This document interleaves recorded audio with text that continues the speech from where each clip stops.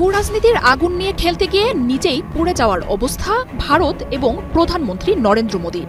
দিগন্তের কালো ছায়া ধীরে ধীরে এগিয়ে আসছে ভারতের দিকেই। নতজানু অর্থনীতির দিন শেষ, এবার চোখে চোখ রেখে জবাব দেবে বাংলাদেশ। হাসিনা পালানোর পর থেকে ভারতের সাথে বাংলাদেশের শত্রুতা শুরু। পাল্টাপাল্টি বাক যুদ্ধে বারবারই হেরে যাচ্ছে দিল্লি। ডক্টর ইউনূসের তীক্ষ্ণ রণকৌশলের কাছে ভারতীয় গণমাধ্যম যেন এক কাগজে বাঘ। আন্তর্জাতিক পর্যায়ে ডক্টর ইউনূস ঠান্ডা মাথায় ভারতকে মোকাবেলা করছেন। বাংলাদেশের পক্ষে তিনি বিশ্ব নেতাদের মাঝে যে জনমত গঠন করছেন তা ভারতের জন্য রীতিমতো কাল হয়ে দাঁড়িয়েছে। বাংলাদেশকে হেয় করার যে চক্রান্ত ভারত করছে, ডক্টর ইউনূসের একটি ফোনই সব লন্ডভন্ড করে দিচ্ছে। মোদীর ভারতকে কোণঠাসা করতে এবার নতুন এক মহাপরিকল্পনা সাজিয়েছে পরাশক্তি চীন। চিকেন লেক দখলে নিতে বহু আগেই চীন হাত মিলেছে ভুটানের সাথে। আর এই ভুটান ভারতের সীমান্তে 22টি গ্রাম বানিয়ে চীন তার ভাঁজ ফেলে দিয়েছে ভারতের কপালে। চিকেন লেক থেকে মাত্র 100 কিলোমিটার দূরে নির্মিত 22টি গ্রাম এখন গলার কাঁটায় পরিণত হয়েছে ভারতের জন্য। কোথায় সেই স্বৈরাচারীরা? কোথায় সেই দুর্বিনীত অহংকারী? কোথায় সেই স্বৈরাচারীরা? কোথায় সেই দুর্বিনীত অহংকারী স্বৈরাচার যারা আমার জমিনের উপরে, আমার মানুষের উপরে রাজত্ব চালিয়েছে? তারা আজকে কোথায়? শুভেন্দু পাগল তো ভাই কেলানি খাইছে, দেখছেন? ভিডিও কি আপনারা দেখছেন নাকি? ভিডিও আপনাদের দেখাবো ওয়েট করে। শুভেন্দু পাগল আমরা বলছি না, শুভেন্দু পাগলটা পশ্চিমবঙ্গের মানুষই দেখতে পারে না। আমরা এতদিন জানতাম যে আমাদের বাংলাদেশের চতুর্পাশে 3 দিকে ভারত ঘেরাও, কিন্তু আজকে দেখেন ভারতের চতুর্পাশে শ্রীলঙ্কা নাই, মালদ্বীপ নাই, নেপাল নাই, বাংলাদেশ ছিল, বাংলাদেশও নাই। সুতরাং ভারত এবং তাদের পররাষ্ট্রনীতি, মোদীর এক নায়কতান্ত্রিক মনোভাবের কারণে আজকে ভারত এক ঘরে হয়ে যাচ্ছে। পাকিস্তান বলছে বাংলাদেশের মানুষ হচ্ছে একটি অ্যাটম বোমা, যে কোনো সময় এই বোমা বাস্ট হতে পারে, যেটা জুলাই আগস্টের ছাত্র জনতা সেটা শক্তি দেখিয়ে দিয়েছিল। এবং আমরা 16 বছর পতিত পলায়নকারী শেখ হাসিনার স্বৈরাচারী থেকে আমরা বাঁচতে পেরেছি এবং নতুন এক বাংলাদেশের দিকে আমরা এগিয়ে যাচ্ছি। সম্মানিত দর্শক শ্রোতা, আসসালামু আলাইকুম। নতুন একটা নিউজ ভিডিওতে আপনাদের জানাচ্ছি স্বাগতম। এইমাত্র পাওয়া তাজা এবং গরম খবর। আজকের এই ভিডিওটা কেমন হতে চলেছে, কোন বিষয় নিয়ে হতে চলেছে, ভিডিওর অংশ বিশেষ দেখে বুঝেই গেছেন কতটা গুরুত্বপূর্ণ আজকের এই ভিডিওটি, বিশেষ করে বাংলাদেশের মানুষের জন্য। আশা রাখবো সম্পূর্ণ দেখে যাবেন, একটু স্কিপ করবেন না। স্কিপ করলে গুরুত্বপূর্ণ বিষয়গুলো মিস করে ফেলবেন। আমি আর বেশি কথা না বাড়িয়ে সরাসরি বিস্তারিত ভিডিওতে নিয়ে যাবো। তার আগে আপনাদের কাছে ছোট্ট রিকোয়েস্ট, যারা ইতিমধ্যে এই চ্যানেলটি সাবস্ক্রাইব করে রাখেননি দ্রুত এই চ্যানেলটি সাবস্ক্রাইব করে দিবেন। যারা ইতিমধ্যে সাবস্ক্রাইব করে দিয়েছেন তাদের জানাচ্ছি অসংখ্য ধন্যবাদ। চলুন এই ভিডিওতে লাইক করে বিস্তারিত ভিডিওটি মোবাইলের স্ক্রিন থেকে ধারাবাহিকভাবে একের পর এক দেখে আসি। পালানোর পর থেকে ভারতের সাথে বাংলাদেশের শত্রুতা শুরু। পাল্টাপাল্টি বাক যুদ্ধে বারবারই হেরে যাচ্ছে দিল্লি। ডক্টর ইউনূসের তীক্ষ্ণ রণকৌশলের কাছে ভারতীয় গণমাধ্যম যেন এক কাগজে বাঘ। আন্তর্জাতিক পর্যায়ে ডক্টর ইউনূস ঠান্ডা মাথায় ভারতকে মোকাবেলা করছেন। বাংলাদেশের পক্ষে তিনি বিশ্ব নেতাদের মাঝে যে জনমত গঠন করছেন তা ভারতের জন্য রীতিমতো কাল হয়ে দাঁড়িয়েছে। বাংলাদেশকে হেয় করার যে চক্রান্ত ভারত করছে, ডক্টর ইউনূসের একটি ফোনই সব লন্ডভন্ড করে দিচ্ছে। আর বারবারই হারছে মোদী সরকার। 2024 সালে ব্রিটিশ সাময়িকী দ্য ইকোনমিস্টের কান্ট্রি অফ দ্য ইয়ার বা বর্ষসেরা দেশ হিসাবে প্রথম স্থান অধিকার করেছে বাংলাদেশ। সবচেয়ে সুখী বা ধনী নয়, গত 12 মাসে কোন দেশ সবচেয়ে বেশি উন্নতি করেছে সেই বিচারে সর্বসেরা দেশ হিসাবে বেছে নেওয়া হয় বাংলাদেশকে। এক কথায় ডক্টর ইউনূসের নেতৃত্বে ইতিহাস গড়তে যাচ্ছে বাংলাদেশ। দীর্ঘ 15 বছরে হাসিনার শাসনামলে অতিষ্ঠ হয়ে উঠেছিল দেশের মানুষ। এরই জের ধরে ছাত্র আন্দোলন, সরকার পতন এবং বাংলাদেশের নতুন যাত্রা শুরু করার বিষয়টি গুরুত্ব দিয়েছে দ্য ইকোনমিস্টের এই প্রতিবেদন। বর্ষসেরা দেশের খেতাব পাওয়ার পরে ডক্টর মোহাম্মদ ইউনূসের সাক্ষাৎকার নিয়েছে সাময়িকীটি। 20 ডিসেম্বর দ্য ইকোনমিস্টকে দেয়া এক সাক্ষাৎকারে ডক্টর ইউনূস বলেন, তরুণেরা বাংলাদেশ গড়তে চায়। এই তরুণরা পুরো বিশ্ব পরিবর্তন করতে পারে। এটা শুধু এক দেশ বা আরেকটি দেশ পরিবর্তনের বিষয় না, বাংলাদেশ যা করছে এটি একটি উদাহরণ। ইকোনমিস্টের প্রশ্নে ডক্টর ইউনূস জানান, জাতীয় নির্বাচনের পর নিজের কাজে ফিরে যাবেন তিনি। আর তার এই কথায় মন ভরিয়ে দিয়েছে দেশের মানুষকে। ভদ্র দেশের বিশ্ব নেতারা যেমন দায়িত্ব ছাড়ার পর নিজ নিজ কর্মক্ষেত্রে ফিরে গেছেন, ডক্টর ইউনূসও দ্য ইকোনমিস্ট সাময়িকীতে দেয়া সাক্ষাৎকারে জানিয়ে দিলেন তিনিও নিজের আগের কাজে ফিরে যাবেন। ডক্টর ইউনূসের এই সিদ্ধান্তের কারণে তিনি দেশে বিদেশে সমাদৃত এবং অভিনন্দিত হচ্ছেন। ডক্টর মোহাম্মদ ইউনূস বলেন, আমাদের উচিত তরুণ তরুণীদের উপর মনোযোগ দেওয়া, যাতে তারা নিজেদের স্বপ্ন পূরণ করতে পারে। তাদের সুযোগ এসেছে, তাদের সক্ষমতা রয়েছে। অভ্যুত্থানে নেতৃত্ব দেওয়া 3 তরুণ আমার ক্যাবিনেটে আছেন। তারা দুর্দান্ত কাজ করছে, তারা সক্ষম। এই তরুণরা গত শতাব্দীর তরুণ নয়, তারা এই শতাব্দীর তরুণ। তারা অন্যদের মতোই। वो हर क्षेत्र में नजर आता है। ভূ রাজনীতির আগুন নিয়ে খেলতে গিয়ে নিজেই পুড়ে যাওয়ার অবস্থা ভারত এবং প্রধানমন্ত্রী নরেন্দ্র মোদীর। দিগন্তের কালো ছায়া ধীরে ধীরে এগিয়ে আসছে ভারতের দিকেই। ভয়াবহ বিপদে পড়তে পারেন নরেন্দ্র মোদী। পরিবর্তিত ভূরাজনৈতিক পরিস্থিতিতে নিজেরাই স্বয়ং সম্পূর্ণ ও শক্তিশালী হওয়ার বার্তা দিচ্ছে বাংলাদেশ। অন্তর্বর্তী সরকার দায়িত্ব নেওয়ার পর থেকেই প্রতিবেশী, জোট ও বন্ধু দেশগুলোর সাথে বহুমাত্রিক সম্পর্ক স্থাপনের চেষ্টা করছে ঢাকা।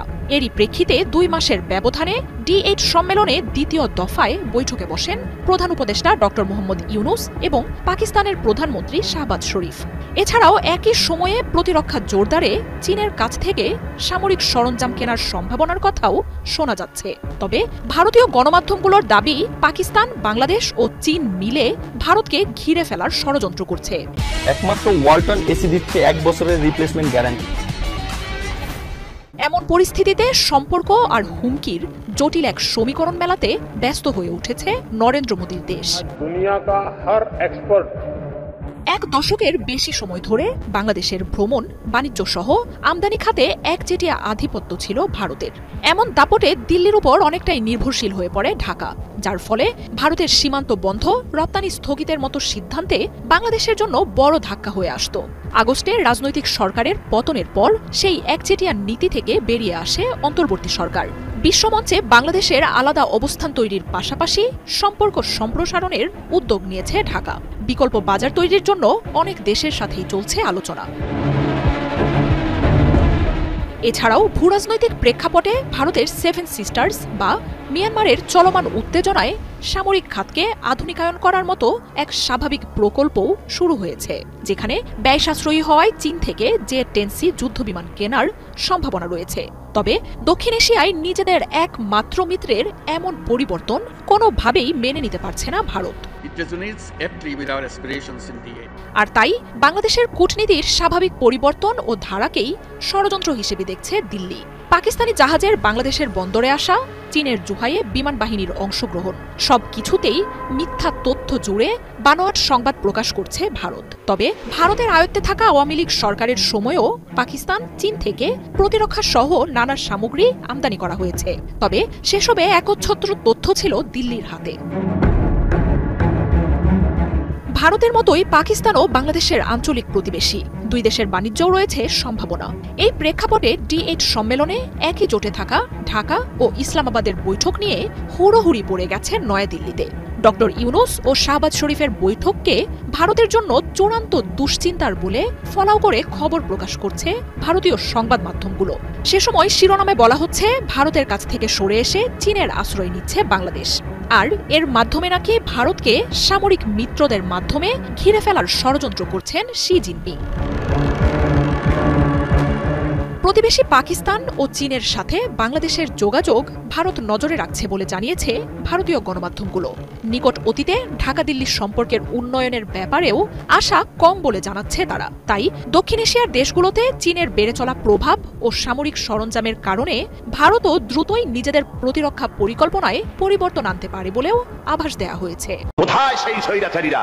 কোথায় সেই দুর্বিনীত অহংকারী? কোথায় সেই স্বৈরাচারীরা? কোথায় সেই দুর্বিনীত অহংকারী স্বৈরাচার যারা আমার জমিনের উপরে, আমার মানুষের উপরে রাজত্ব চালিয়েছে? তারা আজকে কোথায়? কোথায় সেই অহংকারীরা? আল্লাহ পাক সেদিন তো বলবেনই, কিন্তু দুনিয়ার মাঝেও স্বৈরাচার যারা, অহংকারী যারা, তাদের শাস্তি পৃথিবীর বুকেও দেন, আর কিয়ামতের দিন তো দেবেনই। ঠিক এভাবেই স্বৈরাচারের বিরুদ্ধে ওয়াজ করেছিলেন প্রয়াত জামাত নেতা দেলাওয়ার হোসেন সাইদি। কোথায় সেই অহংকারীরা? সামাজিক যোগাযোগ মাধ্যমে নতুন করে তার সেই ওয়াজের কিছু অংশ ভাইরাল হয়েছে। প্রায় 2 মিনিটের সেই ভিডিওতে তাকে বলতে শোনা যায়, কত স্বৈরাচার আমরা দেখলাম, কত অহংকারী দেখলাম। তাদের আঙ্গুলের ইশারায় লক্ষ কোটি মানুষ উঠত আর বসত। তাদের জিল্লাতির সঙ্গে আল্লাহ রাব্বুল আলামিন কতজনকে বিদায় করে দিলেন, কতজনকে বিদায় করে দিলেন। ওয়াজে বলেন, ফুলের মালা নিয়ে কোলাতে পারে নাই, পা থেকে গলা পর্যন্ত ফুলের মালা দিয়ে ডুবায় দিল ভক্তরা। আবার আল্লাহ রাব্বুল আলামিন এমন শাস্তি দিলেন, ফুলের মালার পরিবর্তে জুতার মালা নিয়ে জেলের মধ্যে ঢুকিয়ে দিলেন। অহংকারী আর স্বৈরাচার যারা হন, আল্লাহ পাক এভাবেই তাদের দৃষ্টান্ত দেখিয়ে দেন। আমরা কত দেখলাম 9 বছরের রাজা 10 বছরের সাজা। অহংকারী আর স্বৈরাচার যারা হয় আল্লাহ পাক এভাবে তাদের দৃষ্টান্ত দেখিয়ে দেন। সাইদি বলেন, পৃথিবীর বুকে যারা অহংকার করে, যারা স্বৈরাচার হয়, আল্লাহর আইনকে যারা বৃদ্ধাঙ্গুলি প্রদর্শন করে, আল্লাহ পাক তাদের জমিনেও দেখান এখানে চূড়ান্ত ফয়সালা আল্লাহ করেন না, আসল জায়গা তো আছেই, তবে এখানে নমুনা দেখিয়ে দেন। কিন্তু মুশকিল হচ্ছে ইতিহাসের সবচেয়ে বড় শিক্ষা হলো ইতিহাস থেকে মানুষেরা শিক্ষা গ্রহণ করে না। একজন যে কাজ করে বিপদে পড়ে আরেকজন এসে সেই কাজেই অগ্রসর হয়। ইতিহাস থেকে মানুষেরা শিক্ষা গ্রহণ করে না। তার এমন ওয়াজ নিয়ে মন্তব্য করেছেন হাজার হাজার ফেসবুক ব্যবহারকারী। মোহাম্মদ রেদওয়ান হুসাইন নামের একজন লেখেন, কথাগুলি 100% সঠিক বলে গিয়েছেন হুজুর। মাসুদ রানা নামের একজন লিখেছেন, এমন একজন আলেম, এমন একজন মুসলমানের পথ প্রদর্শক আগামী 100 বছরেও সৃষ্টি হবে না। এমডি শাহিন খান লেখেন, স্বৈরাচার ভারতে পালিয়ে গেছে। আর রাকিব খান নামের একজন লিখেছেন, আল্লাহ তুমি কোরআনের পাখিকে জান্নাতুল ফেরদৌস নসিব করো, আমিন। ওই শুভেন্দু পাগল তো ভাই কেলানি খাইছে, দেখছেন ভিডিও কি আপনারা দেখছেন নাকি? ভিডিও আপনাদের দেখাবো ওয়েট করেন। শুভেন্দু পাগল আমরা বলছি না, শুভেন্দু পাগলের পশ্চিমবঙ্গের মানুষই দেখতে পারে না। ও হচ্ছে একটা ন্যারেটিভ সামনে আনার চেষ্টা করতেছে যে বাংলাদেশের সংখ্যালঘুরা নির্যাতিত, এইটা দেখাইয়া মানে হিন্দুদের ভোট গোলা পাওয়ার চেষ্টা করবে। এটা বলছিল, এই মানে বন্দর বন্ধ করে দেয়, এই সীমান্ত ঢুকে চলে আসে, হ্যান ত্যান বিভিন্ন ধরনের কথা বলছে শুভেন্দু পাগল, বলছে না? কিন্তু আমরা যখন শুভেন্দু এইসব পাগলামি শুরু করে যে বন্দর বন্ধ করে দেবো, হ্যান করবো ত্যান করবো, তখন আমরা বলছিলাম বারবার করে, শুভেন্দু শুনে নাই, তখন বলছিলাম যে ক্ষতি ইন্ডিয়ার হবে, বাংলাদেশিদের কিছু হবে না, বাংলাদেশ হচ্ছে ক্রেতা, বাংলাদেশ টাকা দিয়ে বিভিন্ন দেশ থেকে নিয়ে আসবে। কে শোনে কার কথা? শুভেন্দু আমাদের কথা শুনলেন না। শুভেন্দু শুনলেন মোদির কথা, শুভেন্দু শুনলেন শেখ হাসিনার কথা। শুভেন্দু কি করলেন? বাংলাদেশে বিশৃঙ্খলা সৃষ্টি করলেন, পশ্চিমবঙ্গে বিশৃঙ্খলা সৃষ্টি করার চেষ্টা করলেন। ফলে কি হইল? আবার বলছি, এটা একটা বদ্ধ পাগল, যিনি দাঙ্গা আর হাঙ্গামা ছাড়া কিছু বোঝেন। শুভেন্দু ভাবছিল জনপ্রিয়তা পাবে, শুভেন্দু জনপ্রিয়তা তলানিতে চলে গেল। শুভেন্দু যে একজন হিন্দু হয়ে যারা তাদের মা মানে হচ্ছে গরুকে, সেই গরুর মাংস খাইছিল 3 বাটি, সেই শুভেন্দুর প্রতি মানুষের ঘৃণা আরো বেড়ে গেছে। এটা কেউ জানতো না যে শুভেন্দু 3 বাটি গরুর মাংস খাইছিল। এইটাই ঝামেলা হওয়ার পরে মানুষ জেনে গেছে। হ্যাঁ, রেজাল্টটা কি হয়েছে? শুভেন্দুর জনপ্রিয়তা 0-তে চলে গেছে। এবং শুধু এইখানেই তারা ক্ষান্ত হন নাই, শুভেন্দুর উপর হামলা হয়েছে, জুতা ছুঁড়ে মারছে শুভেন্দুকে। ভিডিওটা দেখেন। ভারতের সেই ছাগলের 3 নম্বর বাচ্চা ও বিজেপি নেতা শুভেন্দু অধিকারী এবার জনতার রোষানল ও মারধরের শিকার। আপনি কি জুতো মেরেছেন? আপনি বিরোধী দল নেতাকে জুতো মারছেন? আমরা জানতাম এমন কিছু ঘটবে। শুভেন্দুরা জুতা ছুঁড়ে মারতেছে, ওই যে ময়ূক রঞ্জনের বাড়ি ঘেরাও করতেছে কারা? সাধারণ কৃষক। কারণ ইন্ডিয়ার কৃষকরা ভালো নাই, ইন্ডিয়ার কৃষকরা বিপদে আছে। আর এই ইন্ডিয়ার কৃষকদের বিপদে ফেলছে এই শুভেন্দু, এই মাথা বোটা ময়ূক রঞ্জন, এরাই বিপদে ফেলছে। তার জনগণ না খেয়ে থাকলে, বাংলাদেশের মানুষ তো না খেয়ে নাই। বাংলাদেশে তোমরা বলছো দিবা না, 7 দিন বন্ধ ছিল, বাংলাদেশের মানুষকে একজন আন্দোলন করছে এর দাম কেন বেশি, হ্যান কেন তেন কেন, কোনো কিছু বলছে? বলে নাই। কিন্তু তোমার দেশের কৃষকরা ফসল রাস্তায় ছিটিয়ে দিচ্ছে কেন? কারণ তারা দাম পাচ্ছে না। বাংলাদেশ অন্য দেশের উপর নির্ভর অলরেডি হয়ে গেছে। পাকিস্তান থেকে পেঁয়াজ আসতেছে, আলু আসতেছে, মানে তুরস্ক থেকে পেঁয়াজ আসতেছে। এটাই শুভেন্দুর উপর থেকে কেবল দৌড়ানো শুরু হয়েছে। চিন্তাও করতে পারো না, দৌড়ানি শেষ হবে না। শুভেন্দু জনপ্রিয়তা বাড়াবে, সেই জায়গায় শুভেন্দু জনপ্রিয়তা কমছে। শুভেন্দুরা পশ্চিমবঙ্গের মানুষ দেখতে পারে না, কিন্তু মাইক্রোফোন নিয়ে বড় বড় কথা। ডক্টর ইউনূস, আমাদের কাছে তথ্য আছে, হ্যান আছে তেন আছে, যে হাতে টানা রিক্সা নিয়ে কলকাতা দখল করতে আসবে 3 লাখ রিক্সা। হ্যাঁ রে ভাই, বাংলাদেশে তো হাতে টানা রিক্সা নাই। আমরা কি অতটা ইয়ে নাকি? আমরা ইজি বাইক চালাই, আমরা হাতে টানা রিক্সা চালাই না। ঠিক আছে, এখানেও ভুল, মিথ্যা। তোমার সাথে যে ঘটনা ঘটবে এটা আমরা আগেই জানতাম। আমরা এটা জানতাম শুভেন্দু তোমার এমন কিছু ঘটবে ওই ইন্ডিয়াতেই। কারণ ইন্ডিয়ার কৃষকরা টাকা না পাইলে, না খেয়ে শস্য নষ্ট হয়ে গেলে বসে থাকবে না। তোমার বাড়ির উপর জুতা ছুঁড়ে মারবে। তোমার বাড়ির উপর মারে নাই তো, তোমার শরীরের উপরেই মারছে। তোমাদের মতো লোকদের এটাই পাওয়ার যোগ্য, তাছাড়া কিছু না। ভালো কিছু তোমরা আশা করো না। তো শুভেন্দু দাদু, পাগলামি একটু বেশি বেশি করো। জনগণ তোমার জন্য জুতা নিয়ে রেডি আছে, পশ্চিমবঙ্গেরই, বাংলাদেশের না। হ্যাঁ, কেবল তো জুতা শুরু হয়েছে, কয়েকদিন পরে কি শুরু হয় শুধু দেখতে থাকো। কারণ বাংলাদেশিরা ইন্ডিয়ান থেকে আর প্রোডাক্ট আনবে না বেশি, শুধু দেখতে থাকো। অলরেডি পাকিস্তান থেকে জাহাজ আসা শুরু হয়েছে, কেবল তো 10 দিন 15 দিন পর আসতে চাই, এটা করে কিছুদিন পরে প্রতিদিন আসবে, শুধু দেখতে থাকো। আমরা এতদিন জানতাম যে আমাদের বাংলাদেশের চতুর্পাশে 3 দিকে ভারত ঘেরাও, কিন্তু আজকে দেখেন ভারতের চতুর্পাশে শ্রীলঙ্কা নাই, মালদ্বীপ নাই, নেপাল নাই, বাংলাদেশ ছিল, বাংলাদেশও নাই।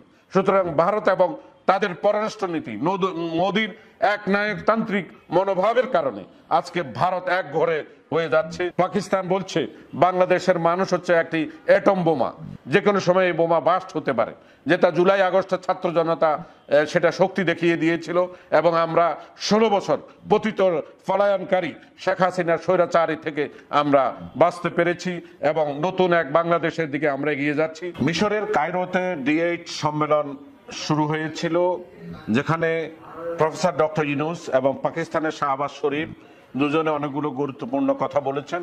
সেই বিষয়গুলো আমি এখন তুলে ধরছি। পাকিস্তান এবং বাংলাদেশের সামরিক শক্তি এখন সময়ের দাবি।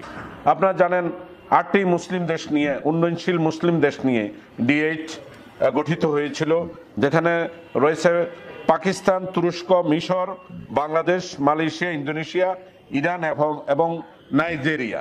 এই 8টি দেশের উন্নয়নশীল 8টি মুসলিম দেশ নিয়ে D8 গঠিত হয়েছিল।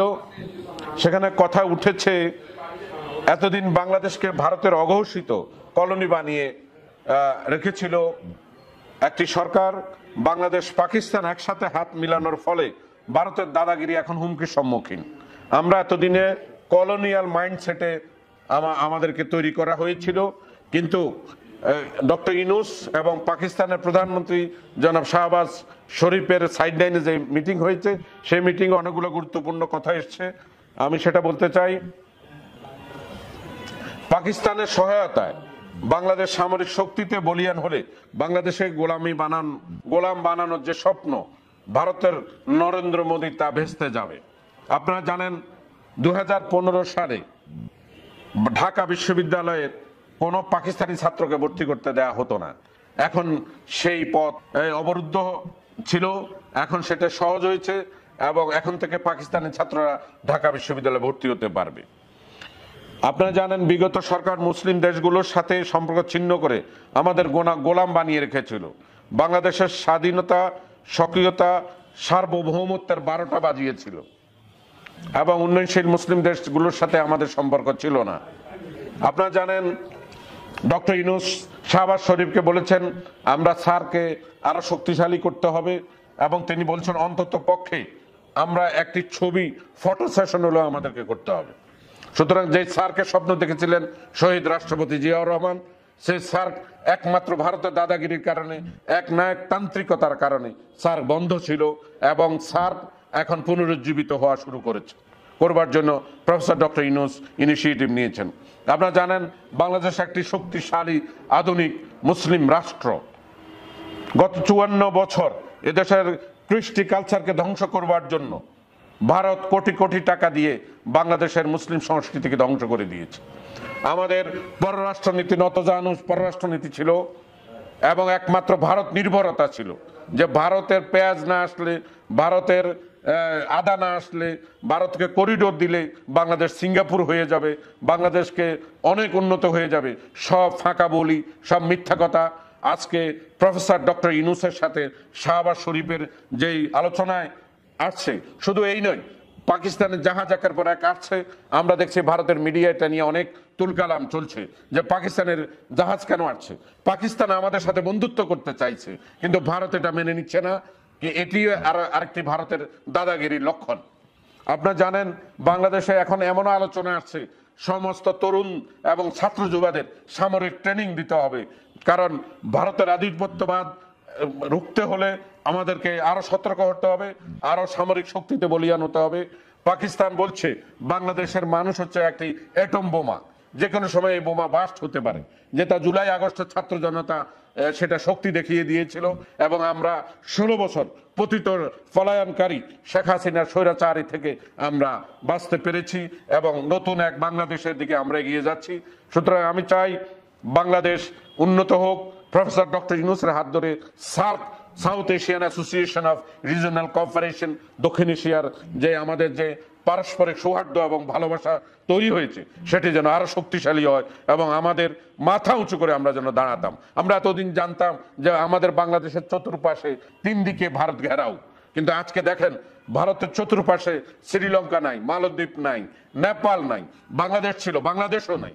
সুতরাং ভারত এবং তাদের পররাষ্ট্রনীতি মোদীর এক নায়কতান্ত্রিক মনোভাবের কারণে আজকে ভারত এক ঘরে হয়ে যাচ্ছে।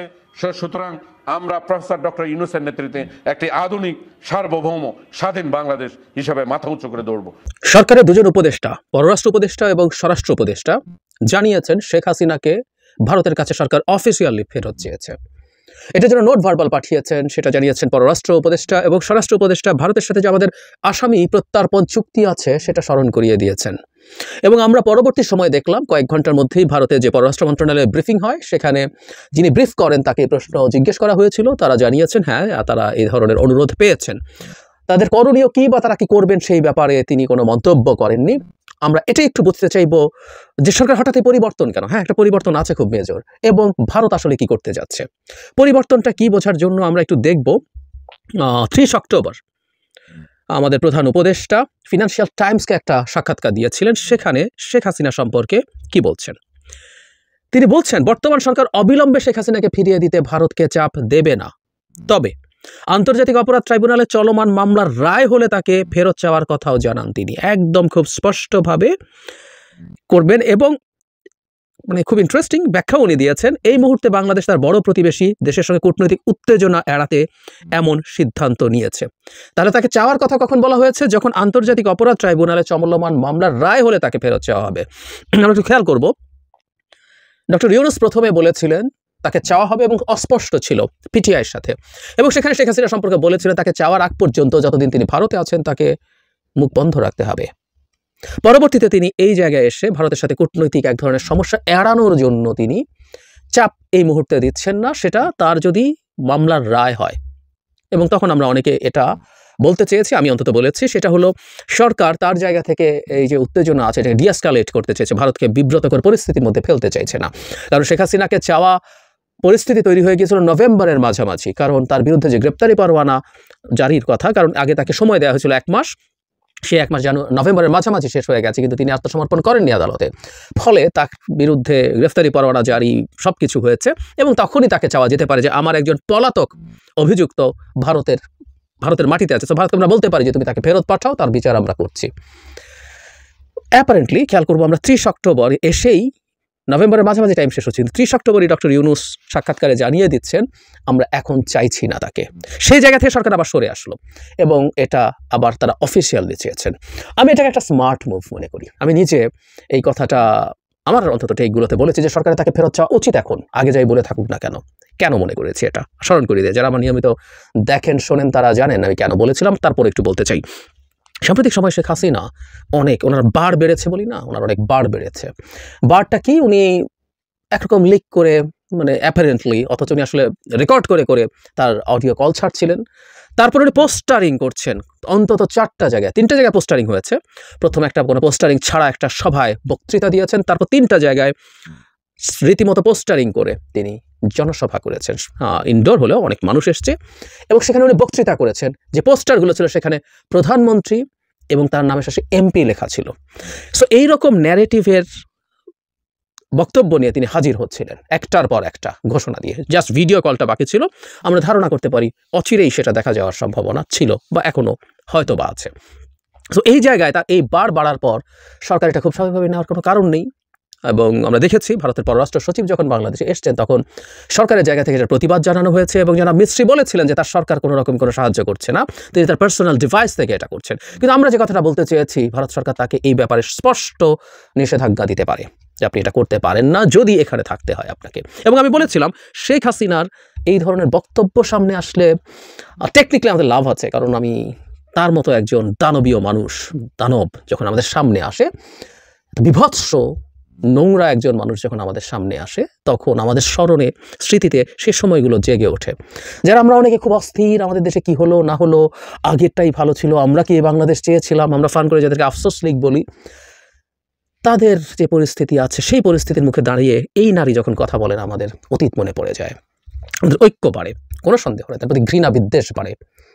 কিন্তু ওই যে একই সাথে এটা তার দলের কিছু লোকজন আছে, তার পান্ডারা মনোবল ফিরে পাওয়ার একটা পরিস্থিতি হয়, এবং তাই সেই পান্ডারা এই পারসেপশন তাদের মধ্যে রাখতে পারে যে ভারত তাদের নেত্রী এবং তাদের মাফিয়া লিডারের সাথে আছে এবং তারা কোনো একদিন ভারতকে দিয়ে বাংলাদেশে প্রতিষ্ঠিত হবেন, এই মনোবলটা তৈরি হওয়ার সম্ভাবনা থাকে। সো ওটা ভেঙে দিতে হবে এবং শুধু সেটা শেখ হাসিনার কাছেও এই বক্তব্য, এই মেসেজ যেতে হবে যে ভারতও ইনফ্যাক্ট তাকে আর পড়ছে না, আমরা কথা ভাষায় বলি না, ওই পরিস্থিতি তৈরি করা দরকার, সেই মেসেজগুলো দরকার। এবং ভারতকেও আসলে বাংলাদেশের সাথে তার সম্পর্ক রিয়ালাইন করার জন্য কতগুলো জেস্টার দিতে হবে। আমরা ওই জেস্টারটাও দেখতে চাই। সেটা হচ্ছে আমাদের এই রকম একটা খুবই স্পর্শকাতর বিষয় ভারত অ্যাড্রেস করছে। আমরা চাইছিলাম না, কিন্তু তাদের বারবার ছিল। শেখ হাসিনা যেমন বারবার ছিল, ভারতেরও বারবার ছিল। সুতরাং এই চাওয়াটা একটা চাপ তৈরি করবে, এই চাপটা দরকার ছিল এবং এই চাপটা আমরা ক্রমাগত যেন দিয়ে যেতে থাকি। কারণ আমরা যখন একটা রাষ্ট্রের সাথে নেগোশিয়েট করব, ভারতের সাথে আমাদের খুব এই মুহূর্তে খুব কর্ডিয়াল অবস্থা নেই, আমাদের অবস্থা যথেষ্ট টানা পড়ে না আছে। সুতরাং এখানে কিছু শক্তির ভারসাম্যের ব্যাপার আছে, এখানে কিছু চাপ দেওয়ার প্রশ্ন আছে, কে ফ্রন্ট ফুটে আছে, কে ব্যাক ফুটে আছে, কে কাকে কতটা চাপে ফেলতে পারছে। সুতরাং বাংলাদেশের হাতে এটা একটা বড় অস্ত্র হবে শেখ হাসিনাকে ফেরত চাওয়া, এবং সেই চাওয়াটাই এখন এই সম্ভাবনা রিয়ালি তৈরি করছে শেখ হাসিনার মুখ অন্তত বন্ধ করা। আমি ধারণা করি আমাদের সরকারও মনে করছে না শেখ হাসিনাকে ভারত ফেরত দেবে, কিন্তু তারা এই চাপটা শেখ হাসিনার উপরে তৈরি করা, যাতে ভারতও শেখ হাসিনাকে বলতে পারে যে দেখো তোমাকে রাখাই এখন ঝামেলা হয়ে যাবে তুমি যদি এসব করো। এবং কেউ কেউ বলতেই পারেন, ভারত নিজেও বাংলাদেশকে বলে থাকতে পারে যে এরকম একটা অফিসিয়াল লেটার পাঠান, সো দ্যাট আমরা তাকে থামাতে পারি। শেখ হাসিনা ভারতের একটা মাথা ব্যথার বিষয় হয়ে দাঁড়িয়েছে। শেখ হাসিনা ভারতের জন্য সবচেয়ে ভালো হতো শেখ হাসিনা যদি অন্য কোনো দেশে চলে যেত। বিভিন্ন দেশে তিনি যেতে চেষ্টা করেছেন, ইউএইতে চেষ্টা করেছেন, কি ইউএ তাকে রাখতে চায়নি, এরকম আলাপ আমাদের সামনে এসছে। সবাই রিস্কি মনে করেছে, কারণ বাংলাদেশের সাথে সম্পর্ক নষ্ট হওয়ার সম্ভাবনা আছে এবং তাকে ফেরত পাঠানোর চাপ তৈরি হতে পারে, অ্যাটলিস্ট এক্সপেকটেশন তো তৈরি হতোই। সো ভারত তাকে ফর দ্য টাইম বিং একটু থামিয়ে দিতে চাইতে পারে, কারণ ভারত সরকার বাংলাদেশ সরকারের সাথে এখন তার উত্তেজনা কমিয়ে আনতে চাইছে। মাঝখানে যখন শেখ হাসিনা কথা বলছিল, সেটা ভারতও চেয়ে থাকতে পারে যে আমাদের সরকারকে ইরিটেট করার টেন্ডেন্সিতে তারা গিয়েছিল। এবং পররাষ্ট্র সচিবের বৈঠকের পর দুই পক্ষই আমি মনে করি কিছুটা হলেও তাদের উত্তেজনা কমিয়ে আনতে চাইছে, এবং সেই উত্তেজনা কমিয়ে আনার জন্য যে শেখ হাসিনার ওই বর্বর নোংরা কথাগুলো বন্ধ করা দরকার, এটা ভারত নিশ্চয়ই রিয়ালাইজ করে।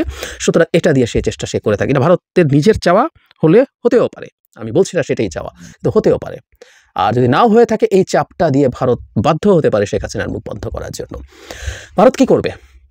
শেখ হাসিনাকে ফেরত দেবে না, এটা আমরা খুব ভালো মতো জানি। কারণ যে প্রত্যার্পণ চুক্তির কথা বলা আছে, ওর মধ্যে অনেকগুলো ক্লজ আছে যেগুলো দেখিয়ে টেকিয়ে এগুলো বন্ধ করা যায়। আর ক্লজ টজ আসলে ব্যাপার না, ভারত শেখ হাসিনাকে ফেরত দিতে পারে না। India simply can not afford that. আমরা এই আলাপ করেছি।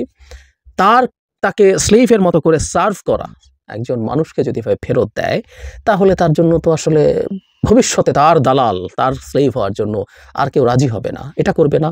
একই সাথে শেখ হাসিনা খুবই ভিনডিকটিভ মানুষ, সুতরাং তাকে যদি বাংলাদেশের সাথে ফেরত দেওয়া হয়, ভারত বাংলাদেশে কি করেছে আমরা অনেক কিছু জানি। যে সম্প্রতি গুমের ক্ষেত্রেও দেখেছি যে ভারত, আমরা জানতাম এগুলো, কিন্তু এখন তদন্তে বেরিয়ে আসছে ভারত জড়িত।